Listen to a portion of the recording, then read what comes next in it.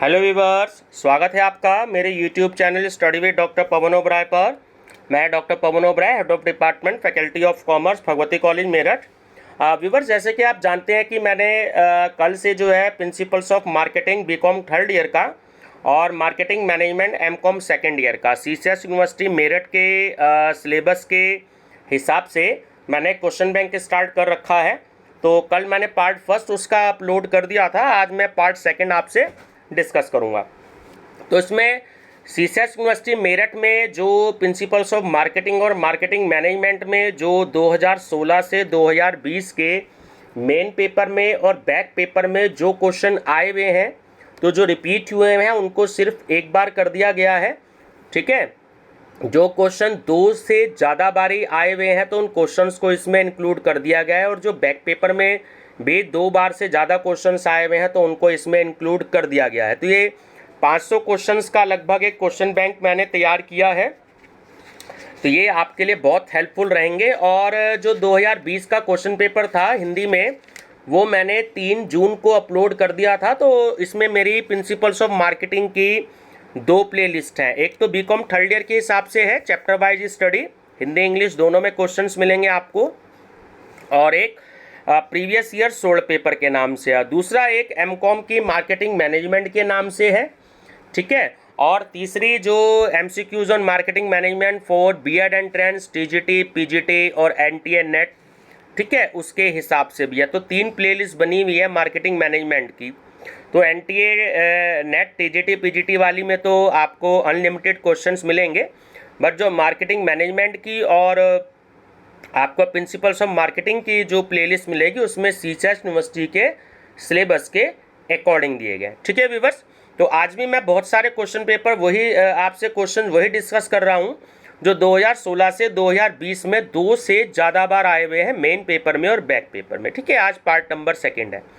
First time मेरा channel देख रहे हैं तो मेरा channel study with doctor Pawan Oberoi को सब्सक्राइब कर लीजिएगा, लाइक और शेयर भी करते रहिएगा अपने फ्रेंड सर्कल में। और 2 जुलाई से आपके जो है एग्ज़ाम स्टार्ट हो जाएंगे। मैंने एक अभी वीडियो जो है वो अपलोड करी है, तो आप उसको डिटेल में देख सकते हैं। ठीक है व्यूअर्स, चलिए, तो सीक्वेंस थोड़ा सा अलग अलग है क्योंकि मैंने 2016 के, फिर 17 के, फिर 18 के, फिर 19 के, फिर 20 के ऐसे क्वेश्चंस मैंने लिए हैं। तो इसलिए सीक्वेंस पे मत जाइएगा, आप सिर्फ क्वेश्चंस की स्टडी करिएगा।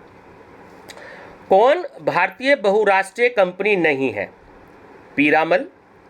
ईपीआरजी ढांचे में एथनोसेंट्रिक शब्द का क्या आशय है? तो ये है कि अपना देश सबसे श्रेष्ठ है। सर्फ एक्सेल किसका ब्रांड है? HUL का। निम्नलिखित में से घटनाओं का सही क्रम क्या है? इसका मतलब ये है बच्चों कि जो संस्था सबसे पहले स्थापित हुई IMF, फिर उसके बाद हुई लिबरलाइजेशन, फिर उसके बाद हुई ग्लोबलाइजेशन, और सबसे लास्ट में हुआ WTO, है ना, 1995 में, वर्ल्ड ट्रेड ऑर्गेनाइजेशन। ठीक है, चलिए नेक्स्ट है कि कौन सा अंतरराष्ट्रीय विपणन का रूप नहीं है? तो वो है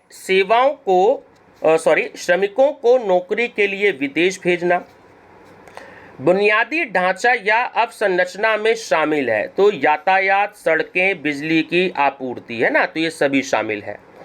ऐसी वस्तुएं या सेवाएं जिनकी समझ संसार में मांग बड़ी तेजी से बढ़ रही हो जानी जाती है, तो वो होती है सूर्य उदय वस्तुएं। भारत में कब तक एक अर्थव्यवस्था बंद थी? तो 1990 तक। ठीक है, भारत में कितने राज्य समुद्र तट पर हैं? 9 राज्य। अंतर्राष्ट्रीय उत्पाद नियोजन प्रक्रिया में सही क्रम क्या है? तो ऑप्शन डी सही है। सबसे पहले है विपणन मिश्रण, फिर है उपभोक्ता संतुष्टि, फिर है उत्पाद प्रस्ताव, और फिर है उत्पाद उद्देश्य। ठीक है, वैश्वीकरण से क्या आशय है?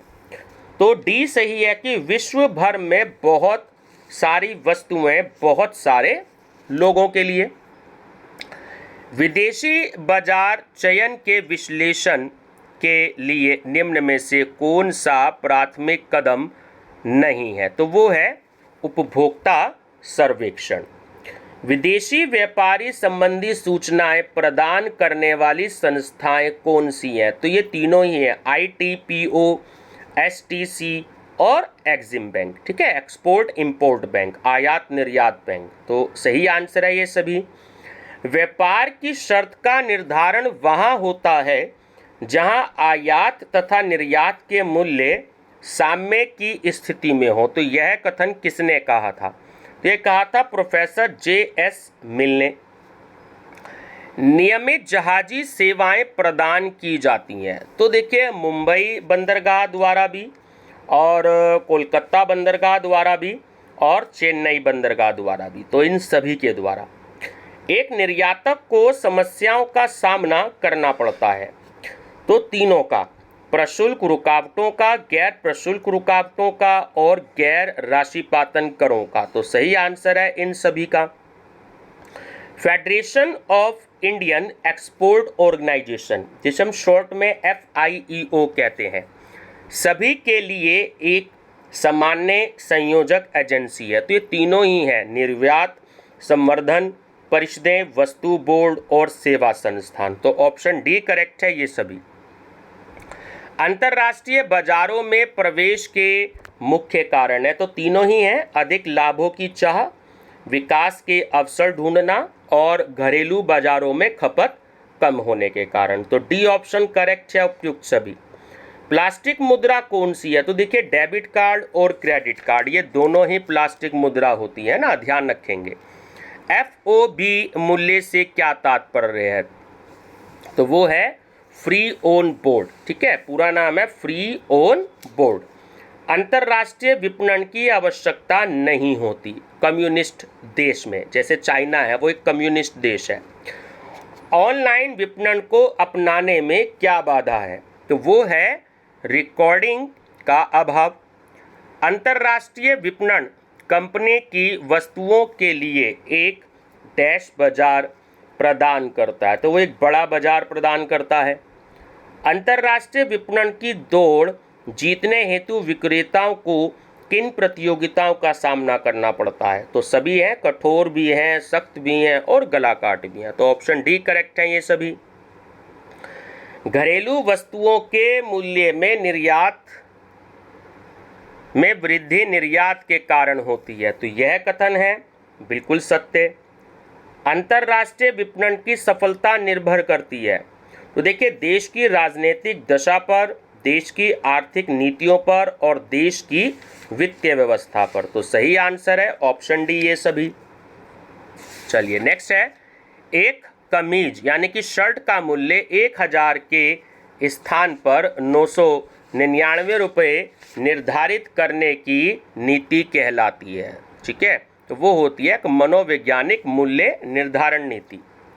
उपभोक्ता संरक्षण अधिनियम लागू हुआ, तो आप सब जानते ही हैं 1986 में। विक्रय उपरांत सेवा भाग है किसका? विपणन का, मार्केटिंग का। विक्रय पश्चात सेवा से बढ़ती है, तो ग्राहक की संतुष्टि, कस्टमर सेटिस्फैक्शन।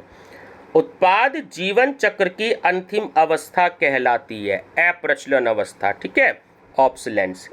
कौन सी उत्पाद जीवन चक्र की अवस्था नहीं है? तो वो है विक्रय संतृप्ति अवस्था, इंग्लिश में सैचुरेशन बोलते हैं, में किसी उत्पाद की बिक्री डैश में होती है, तो वो होती है उच्चतम अवस्था। कीमत उन सभी दशाओं का मौद्रिक सार है जो एक उत्पाद को मूल्य प्रदान करता है। यह कथन किसका है? तो यह वॉल्टन हैमिल्टन का। मूल्य निर्धारण प्रभावित होता है, तो देखिए, प्रतियोगिता से भी, उत्पादन लागत से भी और मांग की लोच से भी। तो सही आंसर है ऑप्शन डी ये सभी। बाजार विभक्तिकरण बाजार को टुकड़ों में विभाजित करने की रीति नीति है ताकि उस पर विजय प्राप्त की जा सके। तो यह कथन किसका है? ये है रॉबर्ट का। निम्न बाजार नीति बाजार विभक्तिकरण से संबंधित है, तो वो अभेदित भी है, भेदित भी है और सकेंद्रित भी है। ठीक है, सही आंसर है ये सभी। परिवहन के साधनों का चयन किसके अंतर्गत किया जाता है? भौतिक वितरण योजना। प्रभावी विज्ञापन की आवश्यक बातें हैं तो आकर्षक शीर्षक, प्रभावी शीर्षक और सरल भाषा। तो ऑप्शन डी करेक्ट है ये सभी। समाचार पत्रीय विज्ञापन में शामिल है तो देखिए वो होता है पत्रिकाएं, ठीक है, मैगजीन्स।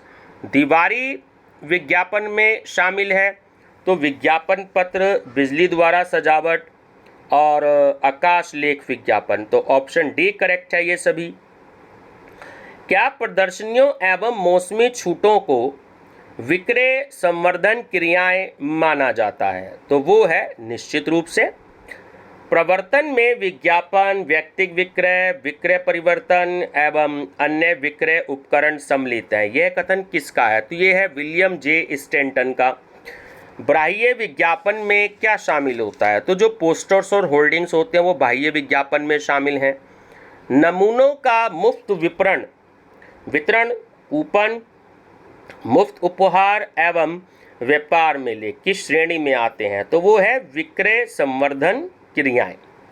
कौन सी लागत भौतिक वितरण का भाग नहीं है तो वो है माल के आगम परिवहन की लागत। सुविधा देने वाली संस्थाओं में शामिल है तो देखिए तीनों ही हैं, विपणन परामर्शदाता भी, विज्ञापन एजेंसियां भी और परिवहन कंपनियां भी। तो सही आंसर है ये सभी। विज्ञापन में एक विशेष ब्रांड की वस्तु खरीदने पर ही जोर दिया जाता है तो वह है प्रतियोगी। एक विज्ञापन जो उत्पाद जीवन चक्र की प्रथम अवस्था में जुड़ा है उसे कहते हैं मार्गदर्शन विज्ञापन। यदि संस्था की ख्याति बढ़ाने हेतु विज्ञापन दिया जाता है तो उसे माना जाता है बी जनसंपर्क संस्थागत विज्ञापन। जब एक या अधिक संभावित ग्राहकों के साथ बिक्री करने के उद्देश्य से मौखिक प्रस्तुतिकरण का प्रयोग करते हैं तो उसे हम कहते हैं व्यक्तिगत विक्रय, पर्सनल सेलिंग। विज्ञापन जानने, स्मरण रखने तथा कार्य करने की एक विधि है। यह कथन किसका है? यह है वुड का। कौन सा विज्ञापन का कार्य नहीं है? परामर्श का कार्य, ठीक है, वो विज्ञापन का नहीं होता। विज्ञापन बिक्री संवर्धन, सार्वजनिक संबंध और प्रचार के प्रकार हैं तो वो है गैर व्यक्तिगत विक्रय। एक पुराने उत्पाद के लिए नए बाजार या एक पुराने बाजार के लिए नए उत्पाद बनाने की आवश्यकता है तो वो होती है एक रचनात्मक विक्रय कला। व्यक्तिगत विक्रय नहीं है जनसंचार, पब्लिक रिलेशन, ठीक है। कौन सी विज्ञापन मीडिया का आप प्रयोग करेंगे जब आपको अपना उत्पाद प्रदर्शित करना हो तो वो होगा दूरदर्शन। विज्ञापन की प्रभावोत्पादकता का मूल्यांकन किस रीति से किया जा सकता है तो तीनों ही रीतियां सही हैं। पहचान परीक्षण, पुनः स्मरण परीक्षण और युगल तुलनात्मक परीक्षण। तो सही आंसर है ये सभी। व्यवसाय के लिए विज्ञापन का वही महत्व है जो उद्योग में भाप शक्ति या चालन शक्ति का है। तो ये कथन किसका है? यह है विलियम ग्लैडस्टोन का। निम्न में से कौन सा तत्व या तत्वों को विज्ञापन माध्यम का चुनाव करते समय ध्यान रखना पड़ता है? तो माध्यम लागत, वितरण प्रणाली और बाजार, इन सभी का रखना पड़ता है। भारत में प्रथम विज्ञापन एजेंसी की स्थापना किस सन में हुई? बहुत इंपॉर्टेंट है, 1905 में। निम्न में से कौन से गुण एक अच्छी विज्ञापन प्रति के लिए आवश्यक हैं? तो विश्वास करने योग्य और समझने योग्य, ठीक है, तो दोनों ही हैं। अशुद्ध ऋण की हानि से एजेंट को कमीशन देने से बचा जा सकता है तो वो होता है डेल क्रेडर। ये भी बहुत इंपॉर्टेंट क्वेश्चन है, ठीक है। डेल क्रेडर, कमीशन देने से बचा जा सकता है। विज्ञापन की प्रभावोत्पादकता के मूल्यांकन की कौन सी विधि नहीं है तो वो है लागत सर्वेक्षण, कॉस्ट सर्वे। नमूनों का मुफ्त वितरण सम्मिलित है तो वो है उपभोक्ता संवर्धन में। एक ही प्रकार के अंतर्गत एक ही प्रकार की वस्तुओं में व्यवहार करने वाली दुकानें कहलाती हैं तो वो होती हैं बहुसंख्यक दुकानें, ठीक है। टिकाऊ माल के विक्रय की स्थिति में किस पर अधिक जोर दिया जाता है? तो तीनों ही स्थितियां हैं, व्यक्तिगत विक्रय पर, विक्रयोपरांत सेवाओं पर और अधिक लाभ अर्जन पर। तो सही आंसर है ये सभी। थोक विक्रेता के साथ यदि कैश एंड कैरी की नीति अपनाई जाए तो परिवहन के साधनों की व्यवस्था कौन करेगा? तो वो थोक विक्रेता जो है वो स्वयं करेगा। ठीक है। नियोजन के बिना कंपनी के कार्यकलापों एवं संचालन का कोई अर्थ नहीं है तथा लक्ष्यों की प्राप्ति के लिए प्रबंध का कोई व्यवस्थित तरीका उपलब्ध नहीं हो सकता। यह कथन किसने कहा था? यह कहा था W.J. स्टैंटन ने। संस्थागत विज्ञापन में क्या शामिल है? तो मार्गदर्शन विज्ञापन, प्रतियोगी विज्ञापन और धारण शक्ति वाला विज्ञापन, तो ये सभी शामिल हैं। चाय बोर्ड या कॉफी बोर्ड के विज्ञापन संबंधित हैं, तो वो प्राथमिक विज्ञापन से संबंधित हैं। एडविन चार्ल्स ग्रीफ के अनुसार विक्रय प्रक्रिया की कितनी अवस्थाएं हैं? बहुत मोस्ट इंपॉर्टेंट क्वेश्चन है। 5। एक व्यक्तिक एवं प्रत्यायी संप्रेषण का माध्यम है, तो वो है व्यक्तिक विक्रय, पर्सनल सेलिंग। विक्रय संवर्धन के प्रकारों में शामिल है ना, सेल्स प्रमोशन, तो ग्राहक संवर्धन, व्यापार संवर्धन और विक्रय बल संवर्धन, तो ये सभी शामिल हैं। एक गैर व्यक्तिक प्रत्यायी तथा सूचनात्मक संप्रेषण का माध्यम है, तो वो है विज्ञापन। निम्न में से कौन सी प्रत्यक्ष वितरण की विधि नहीं है? तो थोक विक्रेता द्वारा विक्रय। थोक व्यापारी सेवाएं प्रदान करता है, तो वो फुटकर व्यापारी एवं समाज के प्रति करता है। प्रवर्तन मिश्रण में सम्मिलित है, तो ऑप्शन डी सही है कि व्यक्तिगत विक्रय, विज्ञापन, विक्रय परिवर्तन एवं प्रचार। रेखा तथा कर्मचारी विक्रय संगठन में विशिष्टीकरण संभव है, कि यह वाक्य है बिल्कुल सही है। निम्नलिखित में से कौन विक्रय संवर्धन की विधि है? तो नमूना प्रदर्शन, व्यापार मेले एवं प्रदर्शनियां, तो ये सभी हैं। POP का क्या अर्थ होता है? ठीक है, पॉइंट ऑफ परचेज, क्रय का स्थान। विपणन मिश्रण के मुख्य तत्व हैं, तो संचार एवं सेवा मिश्रण, ये सभी हैं। स्टैंटन के अनुसार, पूरा नाम है विलियम जे स्टैंटन, ठीक है, प्रवर्तन में शामिल है, तो विज्ञापन, व्यक्तिक और विक्रय परिवर्तन, तो ये सभी शामिल हैं। आधुनिक युग में प्रत्येक संस्था को कार्य करने पड़ते हैं, तो नवाचार और विपणन, है ना, इनोवेशन कहते हैं नवाचार को इंग्लिश में। विपणन में वे सभी प्रयत्न सम्मिलित होते हैं जो वस्तुओं और सेवाओं के स्वामित्व हस्तांतरण एवं उनके भौतिक वितरण में सहायता प्रदान करते हैं। तो ये कथन किसका है? यह है टाउसले, क्लार्क एवं क्लार्क का। विज्ञापन की आउटडोर मीडिया का जीवन होता है, तो वो दीर्घायु होता है, ठीक है, ध्यान रखेंगे। विज्ञापन के शीर्ष प्रबंधन द्वारा निर्धारित को कहा जाता है, तो वो कहा जाता है विज्ञापन विनियोग। एक कार्यात्मक बिचौलिया जो एक स्थायी आधार पर खरीदारों या विक्रेताओं का प्रतिनिधित्व करता है, तो वो कौन होता है? वो होता है एजेंट, यानी कि कमीशन पर कार्य करने वाला। निम्नलिखित में से कौन सी अच्छी विज्ञापन प्रतीक का तत्व है? तो आकर्षक, सुझावात्मक और भावात्मक, ये सभी होते हैं। निम्नलिखित में से कौन विज्ञापन की प्रभावोत्पादकता मूल्यांकन की पूर्व परीक्षण विधि नहीं है? तो देखिए, पहचान परीक्षण और पुनः स्मरण परीक्षण, है ना, इन दोनों में से कोई नहीं है। निम्नलिखित में से कौन विज्ञापन की प्रभावोत्पादकता मूल्यांकन की बाद परीक्षण विधि है ना? चलिए, तो वो है पहचान परीक्षण। निम्नलिखित विज्ञापन माध्यमों में से किस माध्यम में गोपनीयता बनाई जा सकती है? तो वो डाक विज्ञापन है, ठीक है। चलिए, नेक्स्ट है, ट्रेडमार्क की तुलना में ब्रांड शब्द का क्षेत्र है, तो वो है बहुत ही व्यापक होता है। विपणन के लिए पैकेजिंग है, तो वो आवश्यक होती है।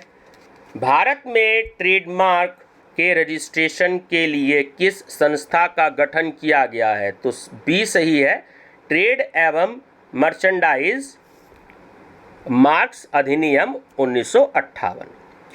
एक ब्रांड जिसे वैधानिक संरक्षण प्राप्त है तो वो कहलाता है ट्रेडमार्क। किसी उत्पाद विशेष के लिए नियत ब्रांड कहलाता है व्यक्तिगत ब्रांड। कौन ब्रांड नाम है? बाटा। ठीक है, ध्यान रखेंगे। पैकेजिंग का महत्वपूर्ण मुख्य कार्य होता है तो वो होता है सुरक्षा।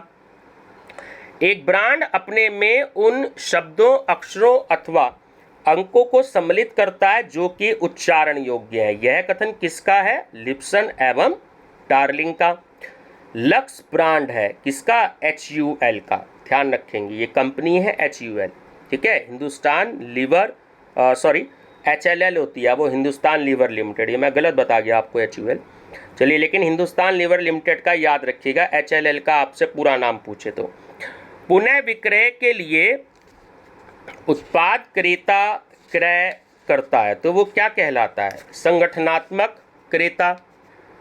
बाजार विखंडन विपणन की नई अवधारणा के साथ किस वर्ष में आया? 1940 में। उत्पाद नियोजन क्रिया के अंतर्गत किए जाने वाले अध्ययन है तो उत्पाद का उचित मूल्य, आवश्यकताओं की संतुष्टि और ग्राहकों की क्रय शक्ति। तो सही आंसर है ऑप्शन डी, ये सभी। उत्पाद पंक्ति प्रोडक्ट लाइन के परित्याग संबंधी परिभाषा किसके द्वारा प्रतिपादित की गई?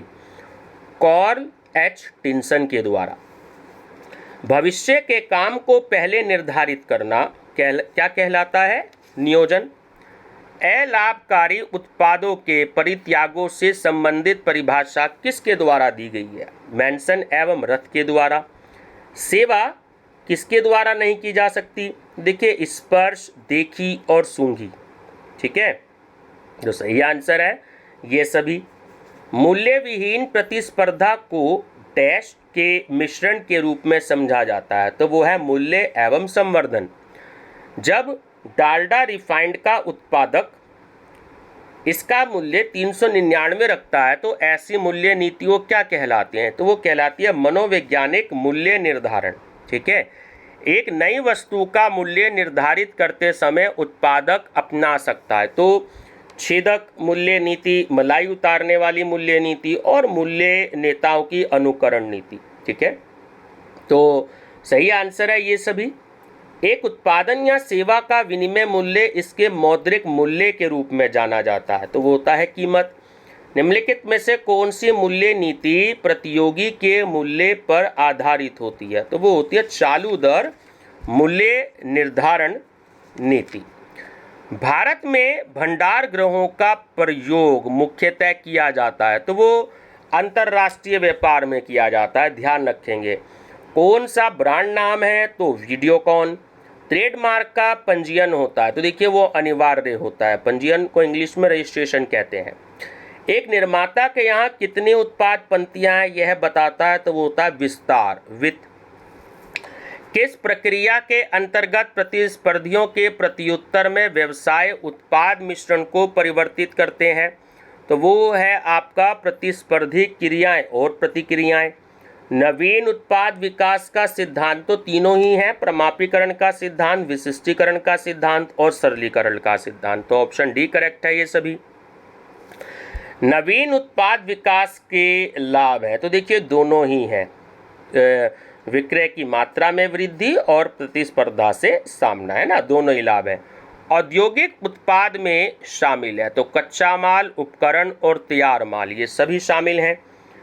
जब पैकेजिंग सामग्री का प्रयोग किसके लिए किया जाता है? उत्पाद को सुरक्षित और आकर्षक बनाने के लिए। जब पैकिंग पर लिखे शब्द, रंग, डिजाइन की जांच की जाती है तो इस जांच को जाना जाता है, उसे हम दृश्यगत परीक्षण कहते हैं। लोहा, लकड़ी आदि रखी जाती है तो वो अहाते एवं स्थलीय स्टोर में रखी जाती है। The agriculture produces grading and marketing act किसमें लागू होता है? 1937 में। मूल्य नीति निर्धारित की जाती है उत्पादकों द्वारा। शराब है तो वो एक इच्छित उत्पाद है, आपकी मर्जी है, आप उसका सेवन करना चाहे कर सकते हैं, ना करना चाहे ना करें। टूथपेस्ट के पैकेट पर मूल्य निर्धारित करने हेतु कोई कंपनी अपनाएगी तो इकाई मूल्य नीति। एक अच्छे पैकेज की विशेषताएं हैं तो पहचान और उत्पाद छवि, ये सभी हैं। कौन सा कथन गलत है? ऑप्शन ए कि लेबलिंग अनावश्यक है। उत्पाद मनोवैज्ञानिक संतुष्टियों का एक पुलिंदा है, यह कथन किसका है? तो यह है जॉर्ज फिस्क का। उत्पाद जीवन चक्र, प्रोडक्ट लाइफ साइकिल की अवस्थाएं होती हैं, तो देखिए तीनों ही हैं, बाजार परिचय एवं वृद्धि, बाजार परिपक्वता और बाजार अवनति, है ना। तो ऑप्शन डी करेक्ट है ये सभी। एक उत्पाद के विनिमय मूल्य को मौद्रिक रूप में कहा जाता है। कीमत, निम्नलिखित में से कौन फर्म की लाभदायकता को निर्धारित करता है? मूल्य निर्धारण। कौन उत्पाद परित्याग निर्णय लेने का आधार है? तो लाभों में कमी, मांग में गिरावट और कीमतों में गिरावट। तो सही आंसर है ऑप्शन डी ये सभी। डैश उत्पादों के ग्राहकों की संख्या अधिक होती है? उपभोक्ता। उत्पाद मिश्रण के विस्तार व उत्पाद मिश्रण के संकुचन का उदाहरण है। तो बी, ए और बी दोनों ऑप्शन करेक्ट हैं कि विस्तार में चॉकलेट का उत्पादन 400 से बढ़कर 600 कर देना और संकुचन में चॉकलेट का उत्पादन 600 से घटाकर 400 कर देना। ठीक है, संकुचन मतलब कम करना और विस्तार मतलब बढ़ाना, इंक्रीज करना।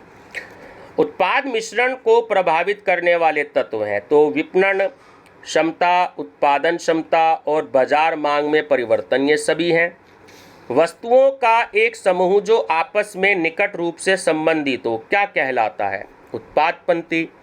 वस्तु का डिजाइन, नाम, रंग, आकार, ब्रांड, पैकिंग, गारंटी एवं सेवा आदि तत्व सम्मिलित होते हैं तो वस्तु नियोजन एवं विकास में होते हैं।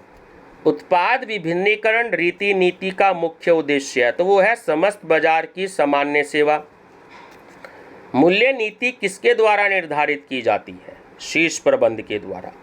परंपरा के आधार पर मनोवैज्ञानिक मूल्य निर्धारण नीति के अंतर्गत मूल्य निर्धारित करना है तो वो है एकमात्र मूल्य निर्धारण नीति। ठीक है, विभिन्न उत्पाद सिक्कों द्वारा चलित मशीनों द्वारा बेचे जा रहे हैं तो उसको क्या कहते हैं? विक्रय मशीन। उत्पाद जीवन चक्र किसी उत्पाद के विक्रय इतिहास की विभिन्न अवस्थाओं को जानने का प्रयास है तो ये कथन किसका है? फिलिप कॉटलर का। ट्रेड एवं मर्चेंडाइज मार्क अधिनियम कब लागू हुआ? तो ये हुआ 1958 में। नवीन उत्पादों की असफलता के कारण क्या हैं? तो देखिए दोनों ही हैं, उत्पाद का अधिक मूल्य और उत्पाद संबंधी दोष। पीएलसी का पूरा नाम क्या है? वस्तु जीवन चक्र, प्रोडक्ट लाइफ साइकिल। स्कंद नियंत्रण तकनीक है जो इन्वेंट्री कंट्रोल की आपने पढ़ी है बीकॉम सेकेंड ईयर में, ABC विश्लेषण है ना, ऑलवेज बेटर कंट्रोल एनालिसिस। केंद्रीय भंडारण निगम की स्थापना कब हुई? 1957 में। नवीन उत्पाद विकास से क्या आशय है? तो तीनों ही ऑप्शन सही हैं कि उत्पाद पंक्ति में नवीन उत्पाद जोड़ना, पुराने उत्पाद में सुधार करना और उपभोक्ता संतुष्टि पर बल देना। तो सही आंसर है ऑप्शन डी ये सभी। WJ स्टेंटन के अनुसार मूल्य निर्धारण प्रक्रिया के कितने चरण हैं? 6। उत्पाद मिश्रण के परिवर्तनों को प्रभावित करने वाले प्रमुख घटक कौन से हैं? तो तीनों ही हैं कि मांग में परिवर्तन एवं उत्पाद, प्रतियोगिता एवं वित्त और विपणन एवं निर्माता छवि। तो ऑप्शन डी करेक्ट है ये सभी। निम्न में से कौन स्थलीय परिवहन नहीं है? वायु परिवहन। समग्र तालिका नियंत्रण में सम्मिलित है तो कच्ची सामग्री, अर्धनिर्मित माल और निर्मित उत्पाद। ठीक है, ऑप्शन डी करेक्ट है ये सभी। स्कंद नियंत्रण में सम्मिलित है तो तीनों ही हैं, कच्ची सामग्री, निर्मित माल और अर्धनिर्मित माल। तो सही आंसर है ऑप्शन डी ये सभी। संतृप्ति की अवस्था में किसी उत्पाद की बिक्री पहुंच जाती है तो वो अपनी उच्चतम अवस्था में पहुंचती है। स्कंद के न्यूनतम व अधिकतम स्तर के निर्धारण की विधि है, तो वो है विस्तार कार्यक्रम। लेबलिंग कैसा है, तो वो एक अनिवार्य होता है लेबलिंग। सबसे अधिक व्यापक क्षेत्र किसका है, तो वो है पैकेजिंग का। कौन सा नवीन उत्पाद विकास का सिद्धांत नहीं है, तो विपणन का सिद्धांत। निम्न में से कौन नवीन उत्पाद विकास की प्रक्रिया का अंतिम चरण है, तो इनमें से कोई नहीं है ना। विचारों की छानबीन, व्यावसायिक विश्लेषण और परीक्षणात्मक विश्लेषण, तो सही आंसर है इनमें से कोई नहीं। उत्पाद का ढांचा किसके अंतर्गत बनाया जाता है, उत्पाद का आकार और डिजाइन के अंतर्गत। परंपरा के आधार पर कीमतों की स्थापना की एक मनोवैज्ञानिक मूल्य नीति है, तो वो है प्रथागत मूल्य निर्धारण। उत्पाद संशोधन रीति नीतियों में शामिल है, तो तीनों शामिल हैं, किस्म सुधार रीति नीति, शैली सुधार रीति नीति और क्रियात्मक लक्षण सुधार रीति नीति। तो ऑप्शन डी करेक्ट है ये सभी।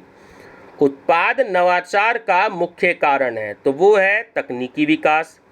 विशेषज्ञों की राय, विधि की हानियां, तो तीनों ही हैं। विश्वसनीयता का अभाव, विशेषज्ञों को अधिक भुगतान करना पड़ता है और खर्चीली भी है। ठीक है, नेक्स्ट है स्थानापन्न विधि के अंतर्गत नवीन वस्तु की मांग का पूर्वानुमान। तो ऑप्शन ए सही है कि स्थानापन्न वस्तुओं की मांग के आधार पर लगाया जाता है। ब्रांड में एक उत्पादक द्वारा वस्तु का कम मूल्य निर्धारित किया जाता है, तो वो होता है लड़ाकू।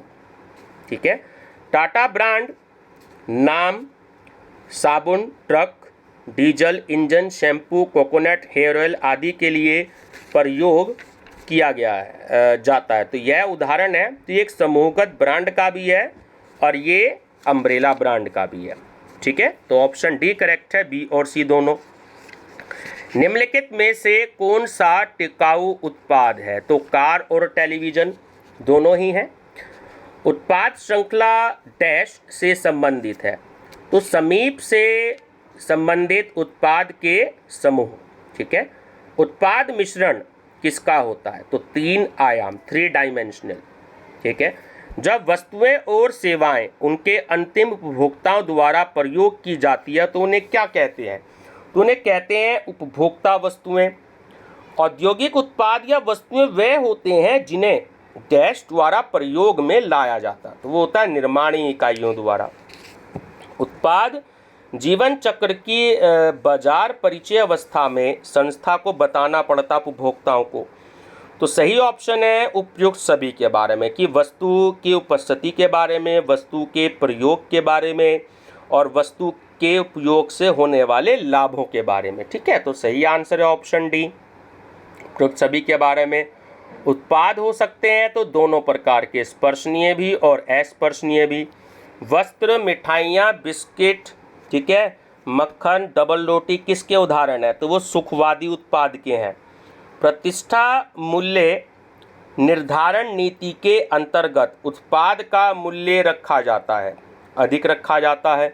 और मूल्य नीति होती है, तो देखिए उपभोक्ता के पक्ष में भी होती है, सरकार के पक्ष में भी होती है और उत्पादक निर्माता के पक्ष में भी होती है, तो सही आंसर है इन सभी के पक्ष में। तो ये व्यूवर्स आपका पार्ट नंबर 2 जो है, मैंने इसमें जो है बात की तीनों यूनिट शामिल कर दी हैं, तो बहुत सारे क्वेश्चंस मैंने आपको इसमें दे दिए हैं। ठीक है, तकरीबन 125 से ज़्यादा क्वेश्चन मैंने इसमें दिए हैं, तो अभी आगे जो है मैं इसके लगभग आपको 2 पार्ट और दूंगा। ठीक है व्यूवर्स, तो वीडियो पसंद आए तो लाइक शेयर सब्सक्राइब जरूर कर लीजिएगा। और सब बच्चे जो हैं ये मेरी प्लेलिस्ट विजिट कर सकते हैं, आप सभी लोग कहते हैं तो प्लेलिस्ट विजिट कर लीजिएगा, उसमें आपको प्रीवियस ईयर के क्वेश्चंस भी मिलेंगे हिंदी इंग्लिश दोनों में, और आपको जो है यूनिट वाइज भी मिलेंगे और ये क्वेश्चन बैंक भी मिलेगा। ठीक है, एमकॉम वाले स्टूडेंट्स ये वाले क्वेश्चन जो है वो बीकॉम 3rd ईयर की प्रिंसिपल्स ऑफ मार्केटिंग में देख सकते हैं। ठीक है व्यूवर्स, थैंक यू।